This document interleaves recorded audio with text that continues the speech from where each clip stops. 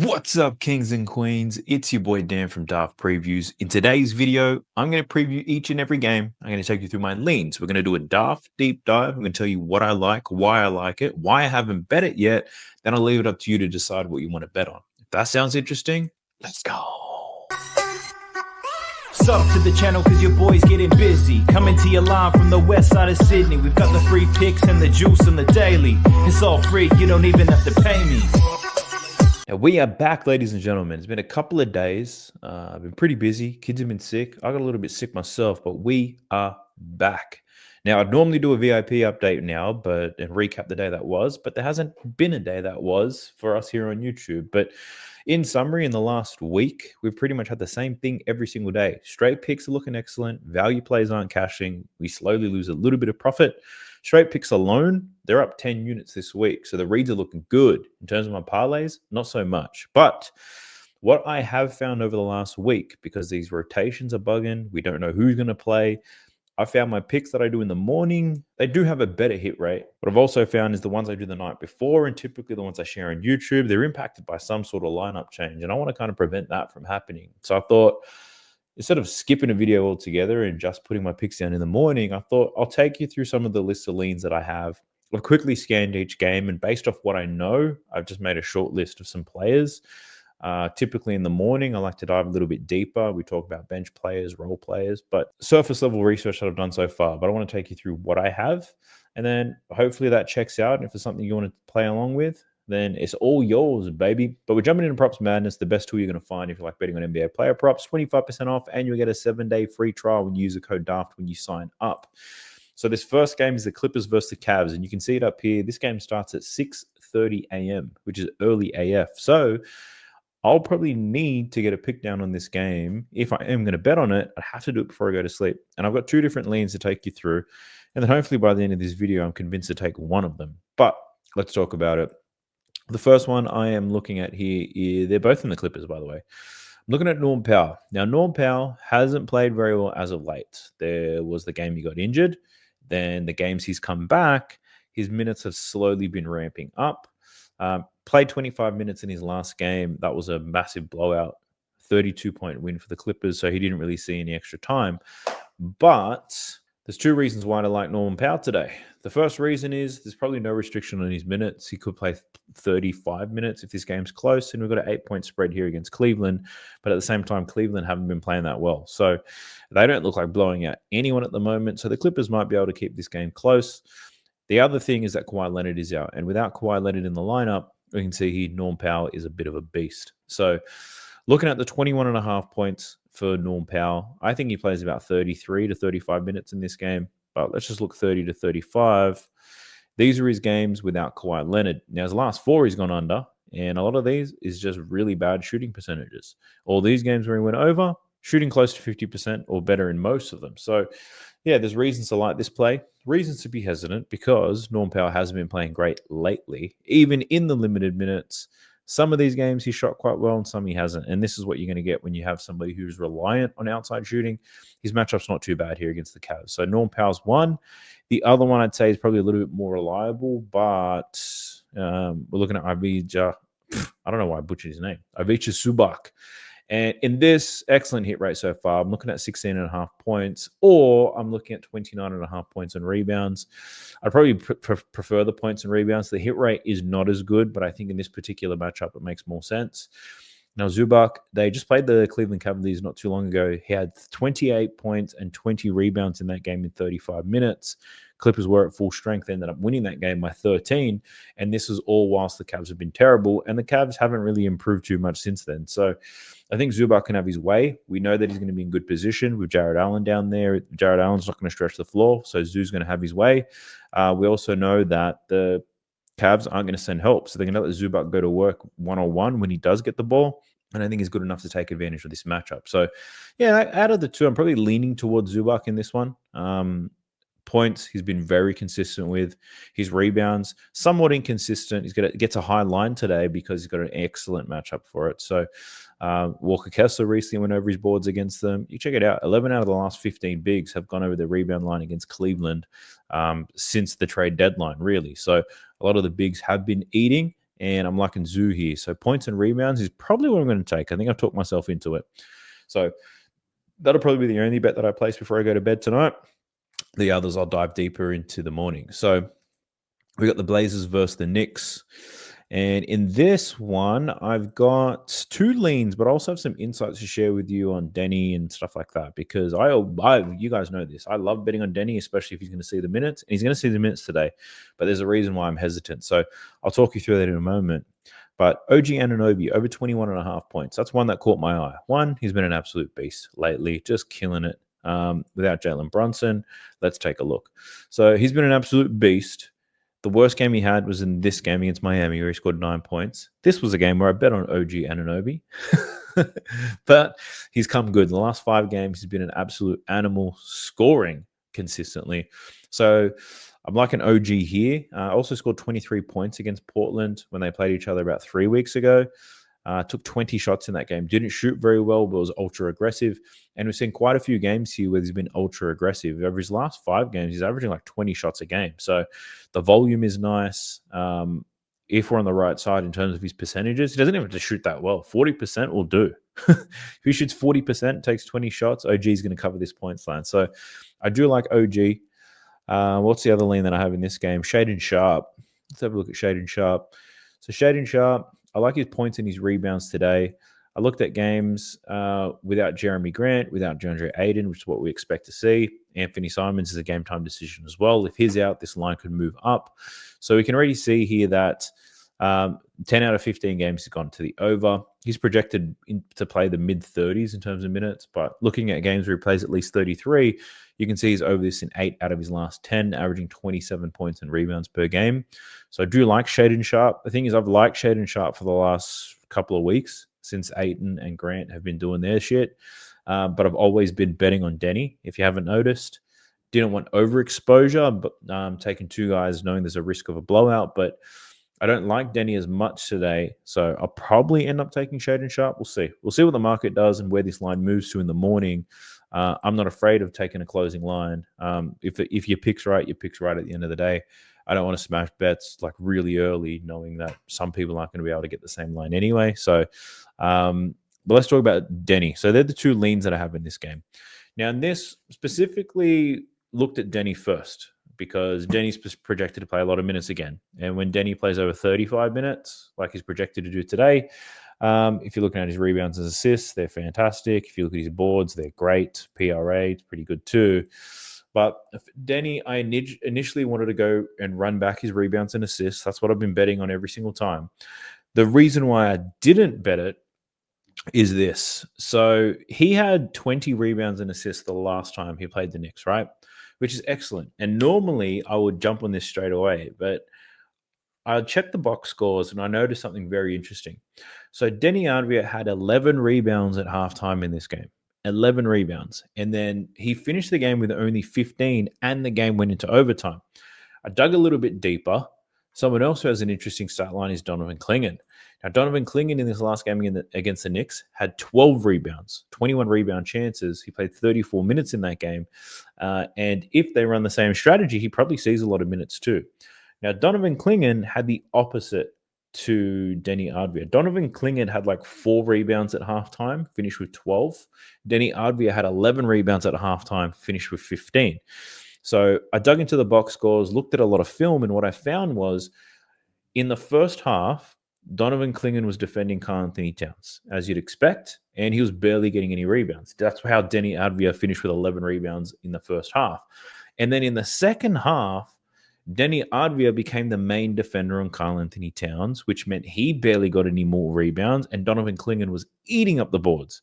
It was really interesting. Donovan Clingan was defending Josh Hart for a large part of that game, and then Josh Hart started to get a lot of rebounds. Josh Hart only had 2 rebounds in the first half, and he finished this game with like 9 or 10 boards, maybe even 11. So the reason why I didn't bet on Clingan, Avdija, Hart are all for those very reasons. I don't know what strategy we're going to see here, who defends Hart, who defends Cat, and that's the big question mark. So I don't know what type of bullshit Chauncey Billups is up to, but I really feel like I've dodged a bullet here, because if I just looked at the numbers, I'd be like, oh, Donovan Clingan's rebounds look good, let's take it. I would have looked at Denny Avdija and said, Denny Avdija's rebounds and assists look great, let's just take it. And I potentially could have gotten screwed there. So I'm not betting on any of those guys. Not right now anyway, unless I dig a little bit deeper and find something. But for now in this game, OG, Shade, and Sharp, that's what's got my attention so far. Warriors versus the Spurs. And looking at Stephon Castle, points and assists. This has pretty almost been a wagon, really, since Fox and Wemby went out. So looking here, his hit rate post the All-Star break, we're really just looking at the last 10 games.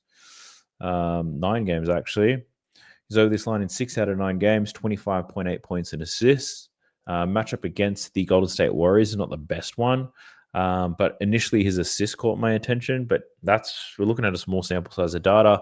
He's killed his assist line in the last 2 games. Does it happen again here? Potentially. So probably won't make a move here on Stephon Castle, but it did look good at first.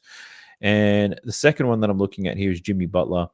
And for Jimmy Butler, I'm looking at his rebounds and assists, looking at 11.5 rebounds and assists. If we just look at the games with Steph Curry, we can see he's over this line 11 out of 18 games, but he's actually over this line in 7 consecutive games. 7 consecutive games, Jimmy Butler's gone over this line playing alongside Steph Curry. What I also like about this is the San Antonio Spurs allow the 6th most rebounds and assists to his position. The blowout risk does worry me a little bit. We've got a 12-point spread. But looking at some of these games where they've won, even in blowouts, Jimmy's still been able to cover. So that might be one that I get onto in the morning. Don't really like betting on Jimmy Butler, though. There's sometimes he just doesn't give a shit, and that worries me a little bit. And then we have the Wolves versus the Pistons. So in this particular game, I only had I have 3 different looks here that I might bet on. The first one is on Anthony Edwards. So Ant hasn't been playing great. Last 3 games he's gone under, but this is a perfect matchup for him against the Detroit Pistons. They're terrible defending the pick and roll. They give up points above the break. They allow a lot of free throws. 9 out of the last 12 similar types of players have gone over their points line against them. And Anthony Edwards scored 53 points when he last played them. He absolutely murdered them in that game. And although I'm not expecting that, he's got a great matchup here, Anthony Edwards, and it could be a nice bounce back spot. He has been playing that well lately. The volume hasn't been there. This could be the game that kicks him back into gear. The other 2 that I'm looking at are from the Detroit Pistons. So Cade Cunningham, we're not expecting him to play today. But one look here was for Dennis Schroeder to go over his points, rebounds, and assists. Now, we barely have any sample size with him playing in Detroit without Cade. We've got a 3-game sample size. 22, 15, and 34. 34 most recently against the Cavs. Now, he should play about 35 minutes in this game. One of these games, I think, is this one against the Spurs. He had foul trouble, so he didn't see too much time. We're dealing with a small sample size of data. The Timberwolves defense hasn't been as great as it once was. They're also terrible at defending the pick and roll ball handlers, which is where Dennis Schroeder scores a lot of his points. So the points is probably another pivot, over 13.5 points. Maybe the points plus assists, because we know Dennis Schroeder can dime up as well. So the rebounds, that could be a little bit dicey, but I might have a look at something Dennis Schroeder like in the morning. The other one is for, where's my man? Malik Beasley. Where is he? Here he is. So Malik Beasley, looking at his points and assists as well, like he's projected to play 30-plus minutes, even though it's off the bench. He's over this in 20 out of 23 games this season. Without Cade, he's over this in every single game. So looking at 16.5 points and assists for Beasley. And I've added the assists on there because without Cade, for some reason, my man just starts diamond up. Well, it's not for some reason. It's because he's on there for longer. The ball moves around a lot more when Cade's not there. And teams can really hone in his scoring, so that probably opens up the assist opportunities too. But points and assists for Malik Beasley, I do like this play. I'm not going to lie to you, I do like it, but trying to be a little bit conservative here and firing off too early. But this is all listed, and I'll dive deeper into them in the morning. Some of these lines might move. Some of them won't. Some of them, the odds will get better depending on what the rotations and the projections look like. So, Beasley, I do like that one. I might end up betting that one in the morning. We'll see what happens. Pop in the breaks real quick. Ask you to like the video, subscribe to the channel if you haven't already, and drop me a comment down below for that algorithm. Let's grow this channel. I think we're close to 10,000 subscribers. Help your boy get there. The other thing I ask you to do is to follow me on TikTok. I've got a great idea for some cool content on TikTok, and it involves going live. Basically, what I'm thinking about is going live on TikTok, hopefully every single day, but going live from the people who are on there and commenting on the video. I want to invite them and bring them onto the live as well. So that could be you. So, and that's where we have a conversation where you basically explain your best bet to me and I can kind of coach you through it. Did you consider this? What about this? What does this look like? Yada, yada, yada. We can kind of have a really quick coaching session on a live stream. And I can do that with multiple people every single day, just talking about the bets that we have coming up. We could also talk about your strategies or whatever it may be. So I'm thinking of doing more. Instead of me just presenting and explaining this is a good pick, this isn't, this is a good pick, this isn't, yada, yada, yada, like a lot of live streams, I figured I want to get the community involved as much as possible. So that's one of the ideas I have. I want to do that on TikTok because you can bring people onto the stream. The problem is my TikTok doesn't have any growth. I think you need at least 1,000 followers, maybe more, in order to make that happen. So I ask that you follow me on TikTok. I'll leave a link to that in the video description below. Follow me so I can get this new idea out. I want to do live coaching sessions talking about the bets that we all have, and I need your help to get there. So I'll leave a link for that down below. Let's go. All right, so we're jumping in the next one, and we are looking at the Hawks versus the Bucks. I've got 3 leans in this one, and all of them are on the Atlanta Hawks. So the first one's on Trae Young. I like his assist in this one. Line's at 10.5. I wouldn't be surprised if this moves to 11.5 by the time I wake up, but hit this in 15 out of his last 27. Up against the Bucks, he's hit this in only one of the games, but 1 out of the 4. But his form as of late has just been really good. So the assists, I don't mind that. 13 assists last time he played the Bucks from 20 potentials. Lineup's going to look exactly the same way. The Bucks have been a little bit shaky. They got a lot of injuries. Giannis not playing at 100% either. But Trae Young assist, that always gets my attention. Another one's Onyeka Okongwu to make 1 3-pointer. So he's made 1 3-pointer in 6 consecutive games. You can get this at minus 135. Probably not the best odds that I would normally play, but the matchup is good too. The Bucks do give up the 4th most points. I mean, 4th most 3-pointers made to centers because Brook Lopez is always in drop coverage. So I'm thinking Onyeka Okongwu is going to have some good looks here. He just needs to make 1 for this to cash. Easy ladder potential for him to make 2. He's made 2 3-pointers a couple of times as of late too. So Onyeka Okongwu is one. And then another one, I would assume this is going to be a popular play, but we're looking at Dyson Daniels. Rebounds and assists. Pretty much he's been hitting this really well as of late. If we just look at his last 10, oops, typed the wrong number. 7 out of his last 10, averaging 12.5 rebounds and assists. Has a great matchup here. He's hit this in 3 out of 4 games against the Milwaukee Bucks. And if we look at the rebounds and assists allowed, the Bucks allow the most rebounds and most assists to Dyson Daniels' position in the league so far this season. So terrific matchup for Dyson Daniels to continue his hot run. Rebounds and assists. That's probably going to be a popular play, and this line probably moves, but I'm not afraid of line movement anymore. Let's go. Bring it on. In the next game, Hornets versus the Pelicans. The Pelicans have a lot of people out, and they have a lot of game time decisions too. So I've only got some looks on the Hornets players, and the 2 that stand out to me, Daquan Jeffries scored some points, over 9.5 points. He's been in the starting lineup now for what? Close to 10 games. Let's take a look. It's been 10 games since he's been in the starting lineup, playing bigger minutes. He's over this in 6 out of 10, 11.9. We've got no LaMelo, no Mark Williams in this one. We've got a very small sample size of him without LaMelo and Mark Williams playing big minutes. We've barely got any sample size, not going to lie. But Daquan Jeffries is starting to see consistent volume, and he's got a fantastic matchup. This Pelicans team doesn't play defense. They don't defend the perimeter, and they're terrible in transition. So Daquan Jeffries scored 9.5 points. That's a look. He's gone under in more difficult matchups. Heat, Clippers, Heat, and Magic. In softer matchups, he's been able to hit this number. So Daquan Jeffries to score some points. That's got my attention. And the other is Yusuf Nurkic. We're looking at rebounds and assists over 13.5. Pretty much we're looking at games without Mark Williams, without LaMelo Ball, with Bridges. We've only got a 3-game sample, but he is averaging 13.3. Sucked against the Magic, but that's an awful matchup. But he's got the Pelicans today, and he's got a terrific matchup to get a lot of rebounds, to get a lot of assists. They give it the most rebounds and assists to centers, 3rd most assists allowed, 3rd most rebounds allowed. Like, he's got a fantastic matchup here. And Yusuf Nurkic is not going to see a lot of extra minutes without Mark Williams. Don't let the Mark Williams news fool you. He'll probably still play the same amount of minutes, or maybe 3 or 4 minutes more. The difference is he's not starting with the bench unit, who are awful. He's starting with more capable scorers and better defenders, I would say. So more rebounds and more assist opportunities for Yusuf Nurkic. Then we've got the Raptors versus 76ers. And in this game, I only have one lean, really. I don't think I'm going to bet on Justin Edwards today, even though he managed to cash out in 4 consecutive games now. Against Miami, I didn't like the volume. He only took 10 shots. I was lucky that he cashed that one. So I'm staying away from him. I was betting on him because I thought I could counter him to take at least 14 shots in every game. That's not true anymore. So I'm going to give myself a break from Justin Edwards. But Jacoby Walter, looking at his points and assists here, this has gone up from the time I wrote down my list. You can still catch a 13.5, but it's at terrible odds. So this is most likely going to move to 14.5. I do like it. He's seeing more minutes. Emmanuel Quickly is out, but RJ Barrett is in. Jakob Poeltl is out as well. And although this doesn't correlate the best, without Quickly, without Poeltl, he's over this line in 4 of 7, averaging 15.9.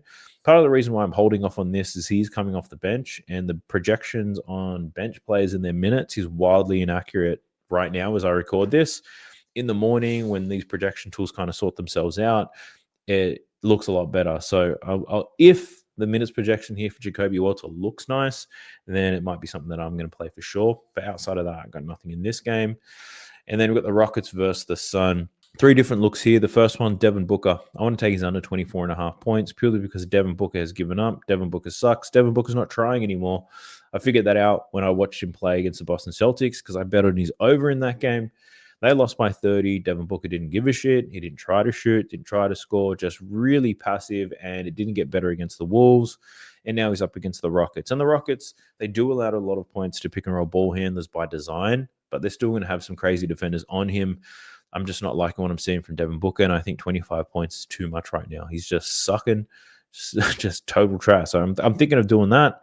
And then we've also got 2 from the Rockets. Jalen Green to score some points.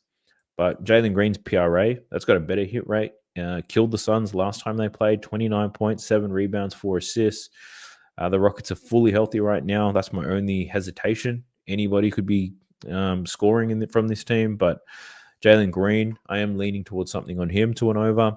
And the other one's Alperen Şengün, and I want to look at his assists. 4.5 assists for Şengün. Now, the hit rate on this is not great at all, but he did have 7 assists last time against the Phoenix Suns. What I also like is that all the Jokic builds, which is Jokic, Şengün, Sabonis, all those guys, all of them in the last month, they've gone over their assist line the last time they played the Phoenix Suns because the Phoenix Suns don't play defense anymore. So considering Alperen Şengün and his assist prop, but we'll see. So that's like a real surface level look for me. I scanned each game, and before diving really at all, I kind of knew which ones would make the short list in terms of from the markets that are available right now. I'm obviously not going to bet all of them. I do want to wait for projections to come out in the morning.